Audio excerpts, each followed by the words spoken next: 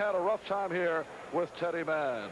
Well, as we've been mentioning, we have a great college basketball game upcoming. Virginia and Notre Dame from Chicago. Dick Enberg is on hand, so let's go to Dick. All right, Dick, we'll be back with more tomorrow's Champions Boxing. Coming from today's undercard, as we called earlier, heavyweights Pinklon Thomas out of Philadelphia, Luis Acosta of Miami. And we're scheduled for 10 heavyweights. Pinklon Thomas in the black, appropriately enough, trimmed with pink, and Luis Acosta in the red. Pinklon Thomas out of Pontiac, Michigan, 24 years old, record of 17-0, 14 by knockout. That record according to the promoter. Acosta comes off an early knockout by Tim Witherspoon, round 3 in March here in Atlantic City. Record of 19-4, 12 by knockouts. That record also according to the promoter. Lunging left hand attempted by Acosta, who now lives in Miami, Florida, born in Argentina. He's 28 years old. And these are two tall heavyweights. Acosta at 6'4", and Thomas at 6'3". Pinklon Thomas is way behind schedule in his career, beset by management problems, some say of his own making. But a year or two ago, he was one of the promising young men coming up along with Dokes and Page. And all of a sudden, we didn't see him for a couple of years. Now he's back. His management problems solved. He's a very heavy puncher. And the last time we saw him, which was 2 years ago, he could jab very well. Claims his best punch is the left jab. Oh, right hand by Acosta as Thomas tried to slip it. Thomas is a converted southpaw. Well, Acosta doesn't seem to be too gun-shy after that rather rapid knockout by Witherspoon.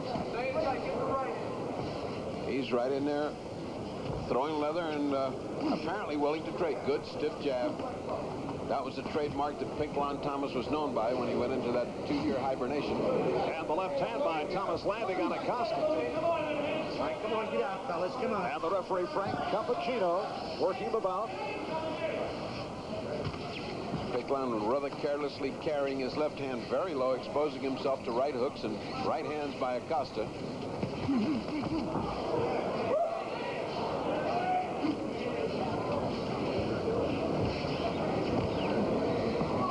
Acosta lost his balance. Acosta just fell into the trap of seeing that left hand held so low. He just lunged with the right hand, not realizing that Pinklon Thomas is very fast on his feet for being so tall and so heavy. Actually, he's got very good weight for his size. Weighed in at 211, 6'3", Pinklon Thomas. Luis Acosta 6'4", and he weighed in last night at 214 1/4. Feeling out first round for Pinklon Thomas, and Luis Acosta slight edge to Thomas using that left hand, the straight left and the left jab, as we close out round 1.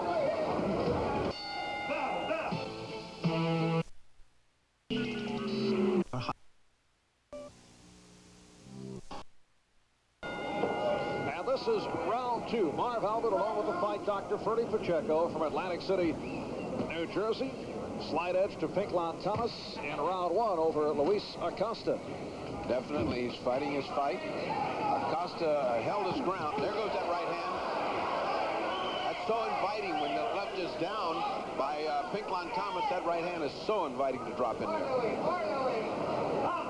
Pinklon Thomas getting good instructions from Georgie Benton in the corner. They've got Georgie working with Pinklon. It's amazing that he's not using the jab more than he is. Because if there's one guy in boxing that loves a good jab, it's Georgie Benton. Again, the lunging left attempted by Acosta. And the left hand misfiring throw by Thomas. He thought he had Acosta off balance. Pinklon Thomas's last bout, January 23rd, here in Atlantic City, a 10-round decision over Johnny Ward. He had not fought in a long time when he fought that, and he didn't fight again for a long time. It's just pathetic that a fighter of his caliber doesn't fight more because there's gold in them Nar Hills. The heavyweights is very sparse right now. boxing career at the age of 19 after only 3 amateur bouts, and he's 17-0, 14 by knockout, but his progress, as Purdy mentioned earlier, has been on the disappointing side. Right now he's showing a little bit of ring rust. He's very mobile, and he's chasing Acosta.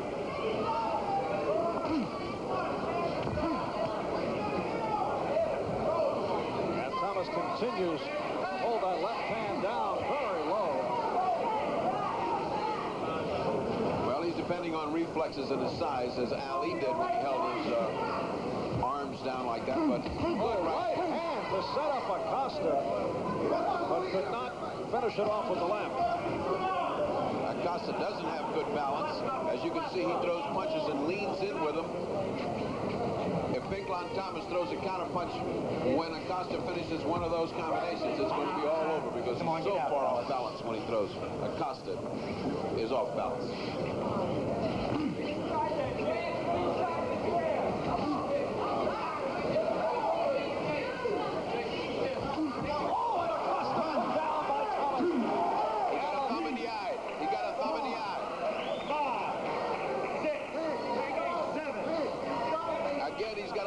He got hit just as that thumb went in the eye. He's in trouble. There's 13 seconds to go.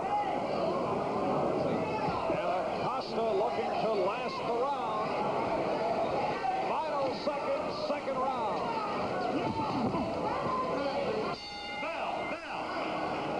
So Luis Acosta put down by Pinklon Thomas, and also taking a thumb in the eye in round 2. Able to last it out, although you can see the blood in the left eye of Luis Acosta. No, like this is dedo. Thumb is saying. Can you see? Can you see up that guy? They put a thumb in his eye. Let me see. Professionals like Yvonne Lendl use Out of it. A jump shot from the foul line. That's taking good advantage on that play with Gerald Henderson. Double teaming Julius. They double team Tony. In Atlantic City, New Jersey, a moment ago, you saw Luis Acosta in his corner after he was put down in the second round by Pinklon Thomas with that left hand, and Luis Acosta not able to come out for round 3, so Pinklon Thomas by TKO at the end of round 2. Thomas now 18-0, 15 by knockout. We have more boxing coming up next on Sports World. That'll be following ringside, along with some other events that Mike Adamle will tell us about.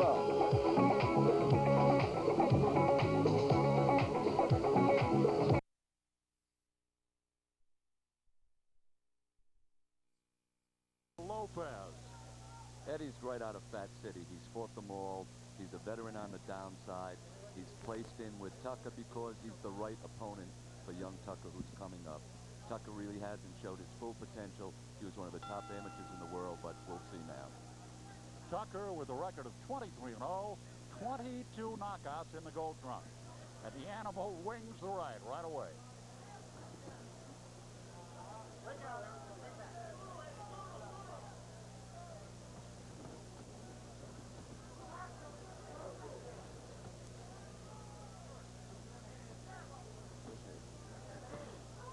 Old Animal has more tattoos on his body than the Illustrated Man. He's got them on his chest, arms, and back. Bert Sugar has joined us at ringside. I checked with Jerry, and he says that he's got more tattoos than anyone since Bobo Olson. And he looks like he's coming right at him like Bobo used to. He's also got a lot of goatee up there. But they balance out because Tucker has a lot of hair. I'm surprised that Tucker hasn't come along faster. He was the cream of the crop in the amateurs in 79 and 80, and when he turned pro, they put him in with some hand-picked opponents. It wasn't good for him, and he really hasn't fulfilled his potential. It's a shame because he's a hell of a young fighter.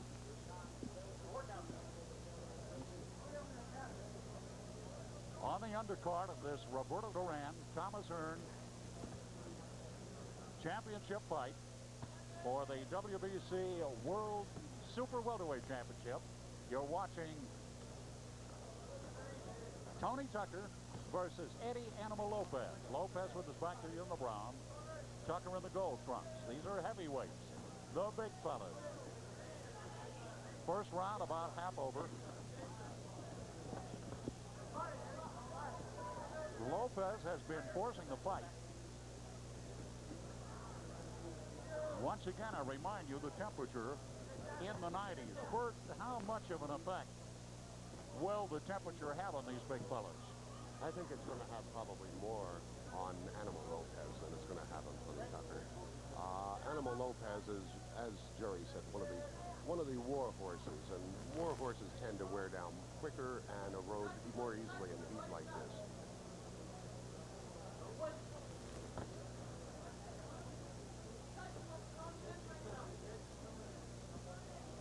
The referee, third man in the ring, Jay Nady.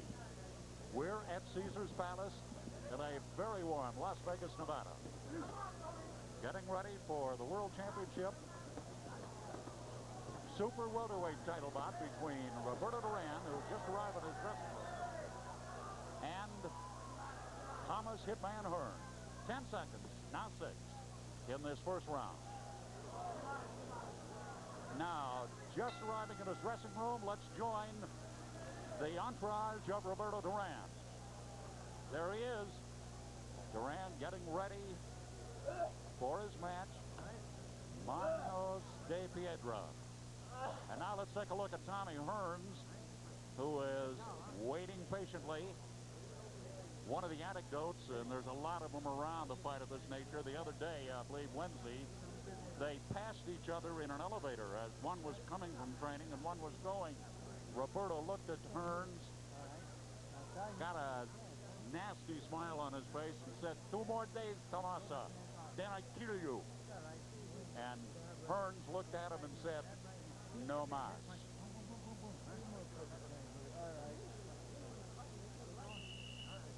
Roberto Duran has come a long way from his no mas days. No longer, no mas, no mas. No mas, no more. That's what it's about tonight. No mas, no mas. All right, Animal Lopez and Tony Tucker. Second round. The Animal from Los Angeles in at 217 pounds. His record, 23-3. He's at 13 knockouts in the brown trunks. Tony Tucker, Grand Rapids, Michigan, 6'5", 210 pounds. And his record is perfect, 22-0, 23-0, and 22 knockouts. Jay Nady, the referee, has his hands full with over 400 pounds of heavyweight in there. Do you see a trend yet, Jerry Lisker? Yes. Animal's breathing heavier and heavier. He's trying to land his best shot and nail Tucker, but if the fight goes the distance, I don't think Animal has got the gas to go uphill against a kid like Tucker. It's scheduled for 10. Animal's getting some shots in, however. Yes, Bert. But he's still fighting with his face. It's his best punch so far is a right jaw to the left glove.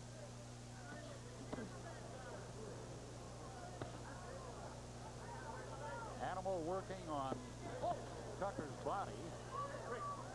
Don't forget that Tony Tucker at 6'5" is 3 inches taller than Eddie Animal Lopez.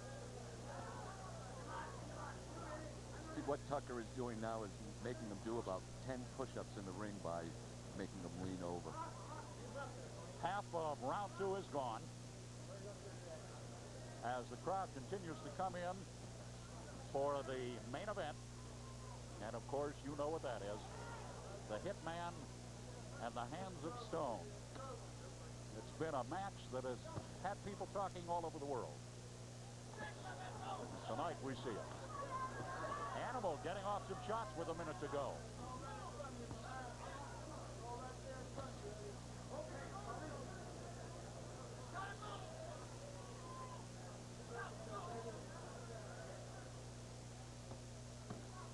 Oh, you know, right on that lower tattoo that time, didn't he? Took off the H and has it. And he's getting a warning.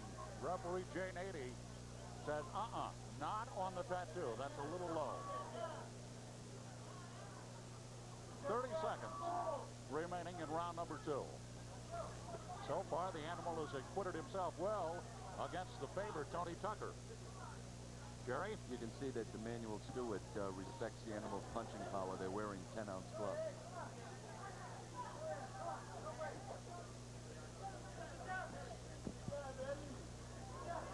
don't think there's any question but that Tony Tucker can find Animal. He's right there in front of him at all times.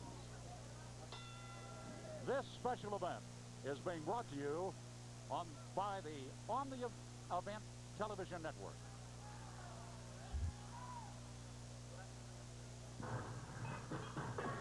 Sounds like there's a bear in the field. What are we going to do? I'll be right back. Where's he going? He's going to get back.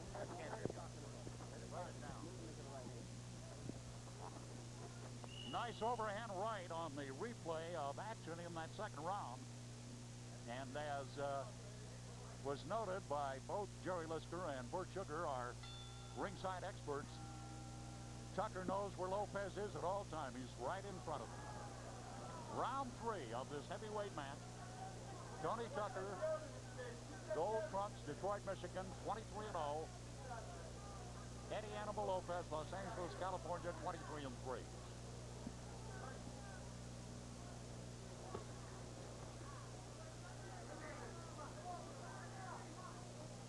Jerry, do you see a future in the contending ranks for Tony Tucker? Yes, if they step up his quality of opponents and he puts his head together. I mean, he's getting a little bit older now, and he's got to go forward. No more softies, no more sweetheart opponents. He's virtually landing it well now. Bert Sugar, does he have a punch, or is Animal that tough? Both. Animal Lopez, I don't think you could really knock over with anything short of a 2-ton truck. And it's going to depend on just how dynamite-laden Tony Tucker thinks his hands are. Most of these punches are only hello and love taps to Animal.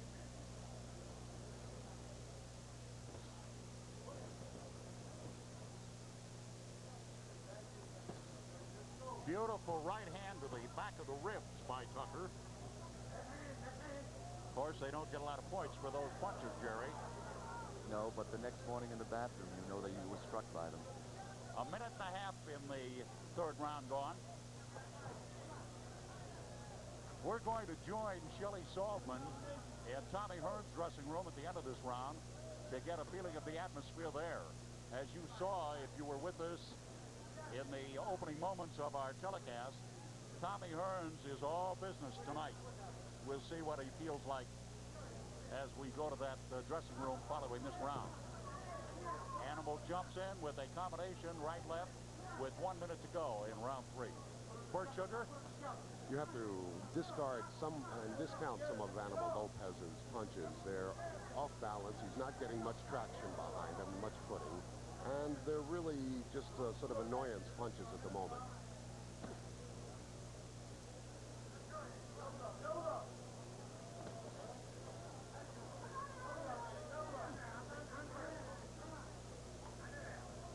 I remember when Lopez fought Leon Spinks, he rocked Leon early in the fight and then became the Rocky about 2 rounds later when Spinks put him on the deck. But Animal's dangerous. Anybody that weight can hit you and hurt you. As another warning for a low blow by the Animal. Coming to the end of round 3. Now let's join Sheldon Saltman in the dressing room of Thomas Hearns and see what's going on there. It's a relaxed atmosphere in the WBC Super Welterweight Champions dressing room, surrounded by his lifelong friends from Detroit. He's watching his teammate, Tony Tucker, fight Ed the Animal Lopez. And as Gino and QB and Doc all look on and waiting for the time when the hitman from Detroit gets ready to go in the ring himself. And here's Bert Sugar over in Duran's dressing room. Bert is at Look at those eyes of Roberto Duran as he, too, is getting ready for his night. A night that may see him become the WBC Super Welterweight Champion, or may he see him with no title. And now at ringside, Mal Albert. Thank you very much, Shelley. I said that Tommy Hearns was all business, gentlemen. I got the feeling, looking into the eyes of Roberto Duran, that he may be of the same ilk this evening. Roberto Duran is all business. I don't think that the eyes are all that you're going to hear from. Round 4 on the undercard of this World Championship bout that will be coming up shortly for the Super Welterweight Championship of the World. between Roberto Duran and Thomas Hearns. You're looking at referee Jay Nady separate Eddie Animal Lopez on the right in the brown trunks and Tony Tucker, who, of course, is a stablemate out of Detroit of Thomas Hearns. There's one thing interesting here, Mal. Remember, Emmanuel Stewart trains both Tony here and Hitman Tommy Hearns later in the next fight. And you can see how Tucker is trying to handle Lopez's coming in on him low. He's using right uppercuts. I think that Emmanuel probably will use that same technique in the second fight, because it's one that does have an effect on a man that's barreling into you. A few moments ago, Eddie Animal Lopez used a right uppercut to the groin and was warned again by referee Jay Nady. Good overhand right caught Tucker coming in, and Tucker looked a little wrestling now. I think it was a Japanese step over toe that Lopez was using at that point. A minute and a half remaining in the fourth round. Lopez is going to have trouble with that right eye. He's got a bad bruise, and it's going to pop like a cherry very soon if he keeps getting hit there. This is turning into a brawl. But in point of fact, that is Animal Lopez's type of fight. Exactly, Bert. He's making the superior boxer fight his style, and it's dangerous. 1 minute remaining in this fourth round. Temperature still hovering in the 90s, and I believe it's beginning to take its toll on these two big guys. Looks to me like Tucker is taking some deep breaths. Teeing off with the left hand against Eddie Animal Lopez. That was caught by the elbow. 30 seconds left in this round.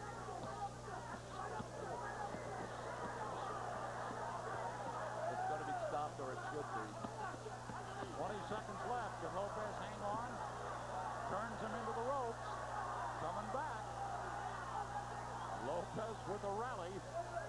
10 seconds to go. All arm punches, Mal. He shot his bolt. How the fans love these big guys.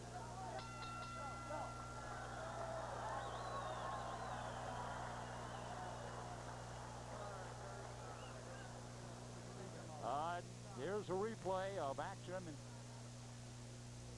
in that fifth round. Oh, the fourth round, correction. See him get the left hand in there twice, misses with the left hand. And now at the end of the round, you see Tony Tucker unloading with both hands on Eddie Lopez. Good left, another left, a right, a left, a right. Combination of punches. Jerry? No good. That's when your brain is like a olive sloshing around in a martini. Those are hurting punches, hurting that stay with you a couple of years later. Bort, how do you have it so far? Well, I have it 3-1 for Tony, but by the same token, he is having a little bit more difficulty with Lopez than he thinks he does. In fact, Lopez's corner just says, "You've got him now. He's dead on his feet." So let's see. They don't feel a thing, Bert. Haven't yet. Jerry, you may be right, but they are feeling the heat. You can look at them and see it. They are. Well, a gale was expected today, but it didn't show up. But maybe later we'll hear from them. What you just said, Jerry, is one of the important things to consider in boxing. While all these people in the corner are screaming, we got him, and Buster Mathis said it best. He said, where did they get this we? I walked into the middle of the ring, and they walked down the stairs. So as you say, they may not feel a thing, but they're still screaming, he's dead on his feet.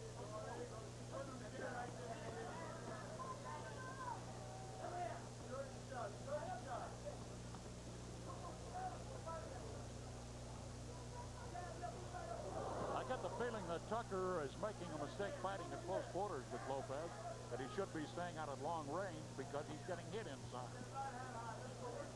Should have his jab right there in Lopez's face all night long, counter with the right, and make it easy on himself. but he's fighting like a rank amateur now, toe-to-toe with a guy he should have stopped 2 rounds ago. I have to agree with your comment. Bert, what's your thinking in it? Well, my thinking is in this fight as well as the next, Mal. What I was just told is something as to the next fight. Roberto Duran is very loose in his dressing room. He was playing with kids on the way up, and he's now joking with everyone. So as we see that fire in his eye, we also have to know that he's relaxed and ready to war, but in the Roberto Duran manner. Of course, if that fight is fought in the classic style, Tommy Hearns will stand outside and pepper the left hand while Roberto tries to get inside and work close. And yet you can take a clue from this fight. You're watching an Emmanuel Stewart fighter who is not peppering from long distance. And not winning as decisively as Emmanuel would like him to. No fighter ever does. That's true.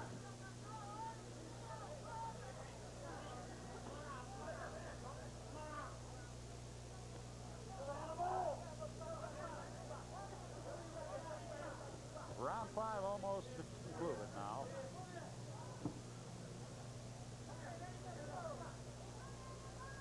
We're going to take a look at both dressing rooms of our principals tonight. At the end of this fight, Lopez working very hard on the inside.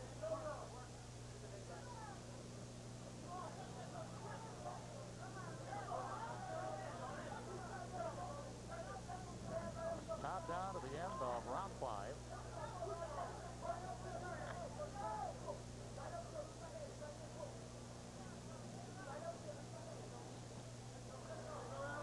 Another flurry by Eddie the Animal Lopez as round 5 reaches its conclusion. Now we're going to take a look into the inner sanctum that is Roberto Duran's dressing room.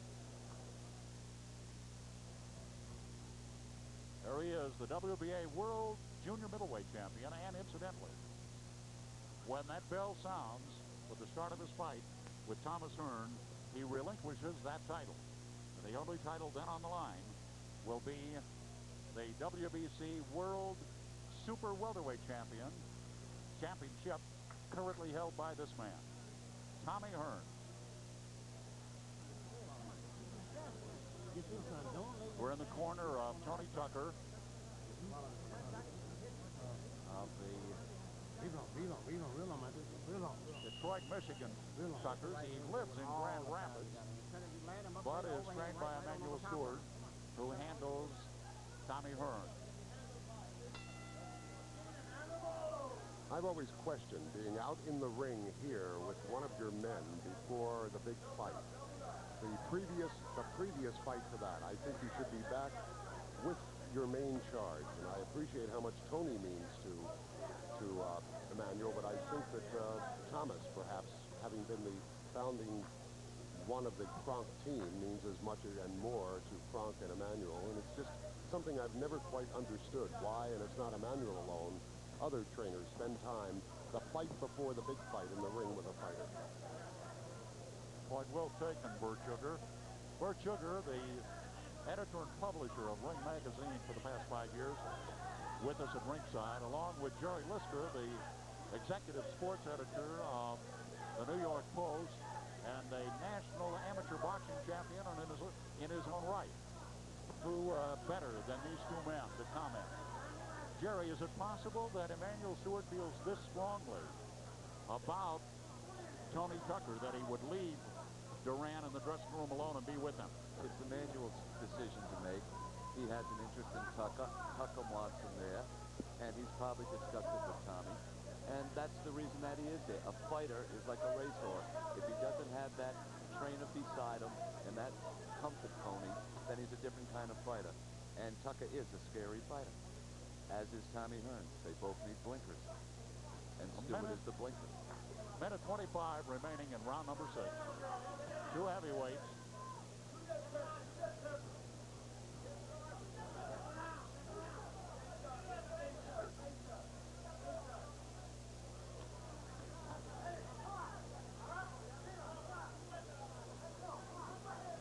That combination, I think, hurt the animal. Well, it caught his attention. Yes, he's paying attention. 1 minute remaining in this round, round number 6. Back off the ropes. Have you noticed one thing? That Animal Lopez sort of owns the last minute of each round after having given away the previous two. And as both of you gentlemen know, having looked at a lot of fights, that can be a very effective way to score points. The most effective way, Mal, is to take your fist and put it on your opponent's jaw as many times as possible. You get no argument on that one, Jerry. Tucker's making this a far more difficult fight than it should be for him. Coming down to the last 10 seconds of round number 6.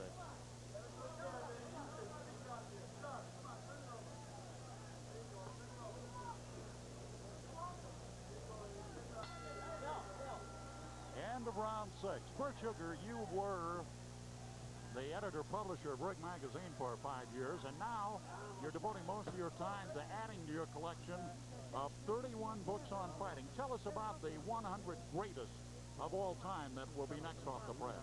Well, it's coming out in September, Mal, and it's my visceral, if you will, or judgmental feeling of who those 100 greatest fighters in order are, pound for pound, at their peak.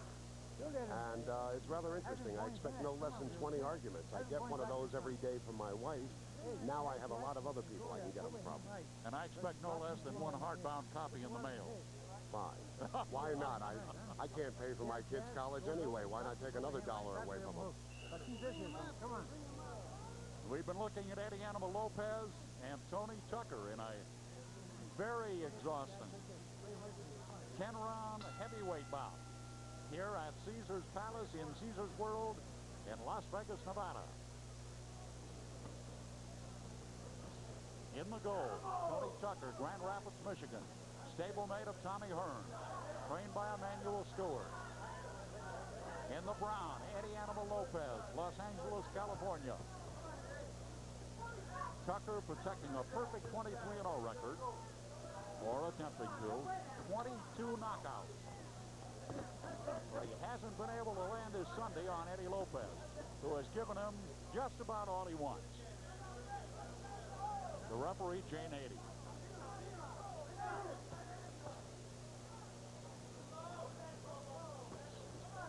Bert? The referee is doing, I think, an excellent job for a small man and in with two hunks of beef. He's done everything from keeping him from falling out into the first row to keeping him really apart and warning him, and he's in control of the fight. Probably more than either fighter is right now.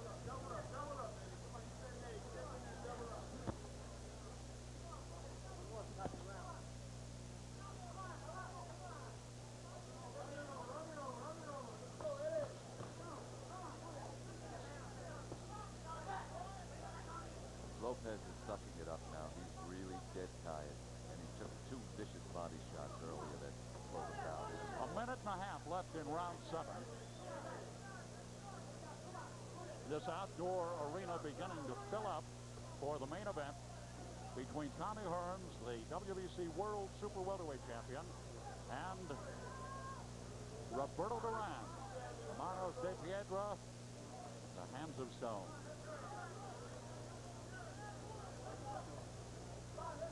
What is also happening now is that it's cooled off about 10 degrees, and it's going down even further, so it should be pleasant by the time fight time arrives, perhaps in the high 70s, low 80s. So it won't be a major factor in the Duran-Hearns fight.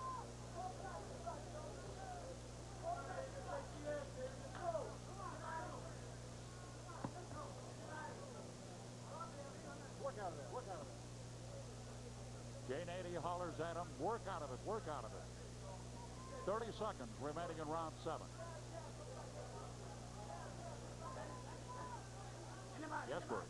Lopez is now tired. You can see him dancing on his toes, almost as if to resuscitate his body. Fidelli, if you're wondering what it says down the side of his boxing shoes, it says, that's right, Animal. Even spelled correctly. Twice. Does he get extra points for that? This special event is being brought to you on the Event Television Network. sure like another Strohs. Oh, wait. Alex? 2 cold Strohs. Guys, those faces, Tommy on the left and Dickie Smothers.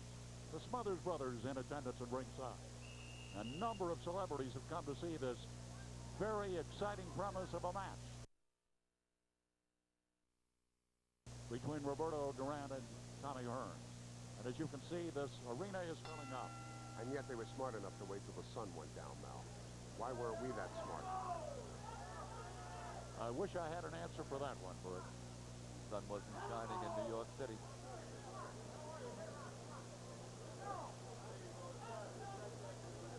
And as Dickie often says, Bert, Mother always liked you best.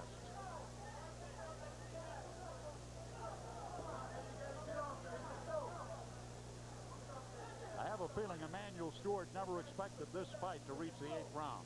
I think it's going to go the whole distance the way Tucker is fighting. Very disheartening for Tucker.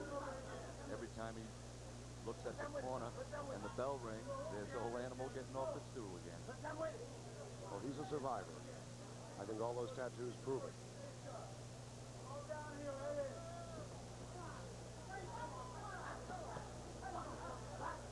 I have a feeling that Tucker would have to hit him with the ring post to knock him down. Then I don't know if it'll knock him down, Mal. It might stun him. Get his attention, as you said earlier. Now, Emmanuel Stewart, we are advised, has left ringside and is going back to his main man in the dressing room, Tommy Hearns. So there's the answer to that, gentlemen. He wanted to give Tucker some time, but he knows where the important man is sitting. The bread and butter still comes up. A minute and a half remaining in round 8. A scheduled 10-rounder for 2 heavyweights. Tony Tucker, Grand Rapids, Michigan. Eddie Animal Lopez, Los Angeles, California. With Bert Sugar, for 5 years, the editor and publisher of Ring Magazine. And Jerry Lister, the executive sports editor of the New York Post. This is Mal Alberts at ringside. And after this fight, you'll see the big one. Hearns and Duran.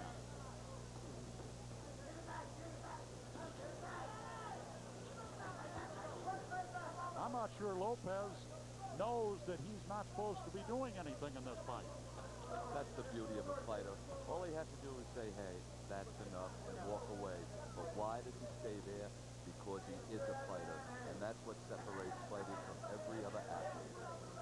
Well, Jerry, you were a national amateur champion. Were there fights you were in, you wanted to go home, and you hung in there? About 56 minutes.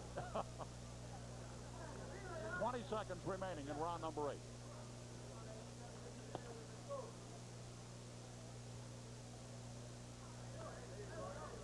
Look at Animal work that left hand on Tucker.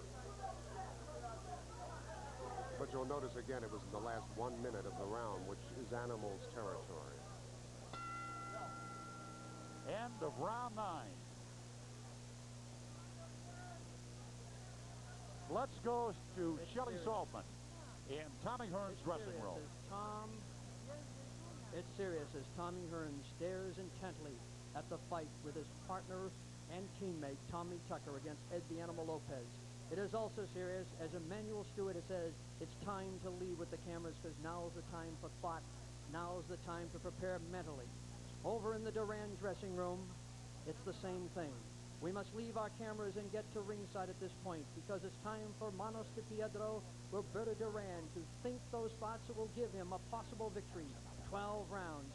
And that's the way it is as we leave the dressing rooms of 2 great champions and go back to ringside. Thank you very much, Shelley. Here we are at ringside at Caesar's Palace in Caesar's World of very warm Las Vegas, Nevada. I stand corrected. I inadvertently advised you the next fight on this card was the main event between Duran and Hearns. And I understand that we will see a 12-round lightweight bout first. And it's one that there's been a lot of speculation on. Alvin Too Sweet Hayes of Detroit, Michigan against Jimmy Paul of Detroit. So we'll see a couple of lightweights, 2 quickies in there before Tommy Hearns and Roberto Duran mix it up. I don't know if if you've been paying attention when the bell rings because it's sort of a subtlety, but Animal Lopez wins the scowling contest after each round. He sort of scowls better than he fights, but he has been trying to stare down Tucker, who's not paying any attention to him after the round. Well, I know one thing, Bert and Jerry. This is a United States Boxing Association title fight that we're talking about, the upcoming fight. That's why there's a great deal of interest. It's a lightweight championship bout for the USBA between the champion Jimmy Paul and Alvin 2 Street Hayes. Look out! That's it. Get him out of there. That's all. It's over. Get on your knees. Get on your knees. Get on your knees. Stay down. Shake your head. Shake your head. Jay Nady says that's enough. Animal Lopez was just off the knees at the count of 10. But Jay Nady felt that it had gone far enough, and I have a feeling that if he had been up at the count of 7 or 8, he may have stopped it. It simply was too much for the animal, and Tucker knocks him out in 1:26 of the 9th round here at Caesar's Palace. Any afterthoughts, Jerry?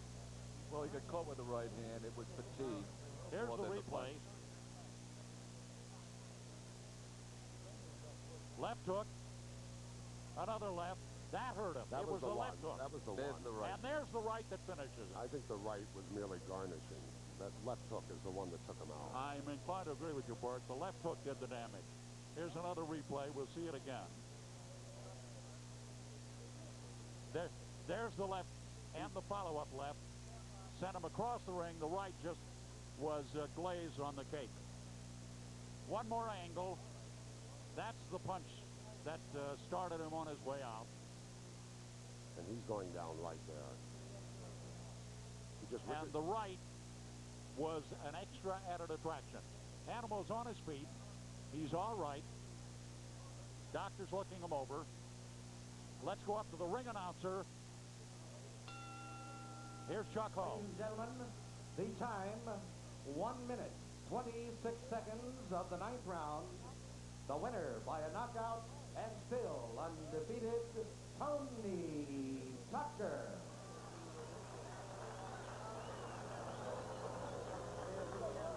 Referee Jay Nady raising the hand of Tony Tucker, who makes his record now 24-0 with 23 knockouts, but it took him 9 rounds to put away a journeyman, Eddie Animal Lopez. Jerry, what's your reflection on this fight? I wasn't impressed.